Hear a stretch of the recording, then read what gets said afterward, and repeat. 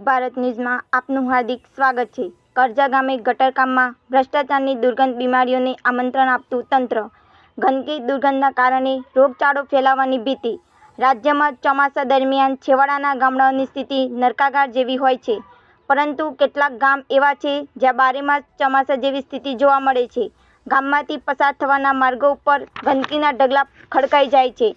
જિલ્લા વહીવટી તંત્ર દ્વારા જો તપાસ કરવામાં આવે કે છેલ્લા 5 વર્ષોમાં આપવામાં આવેલ ગ્રાન્ટનો ઉપયોગ વ્યવસ્થિત જગ્યાએ કરવામાં આવેલો છે કે કેમ અને કરવામાં આવેલ કામોની ગુણવત્તા તપાસ કરવામાં આવે તો અમીરગઢ તાલુકાનું બહુ મોટું કૌભાંડ બહાર આવે તેમ છે।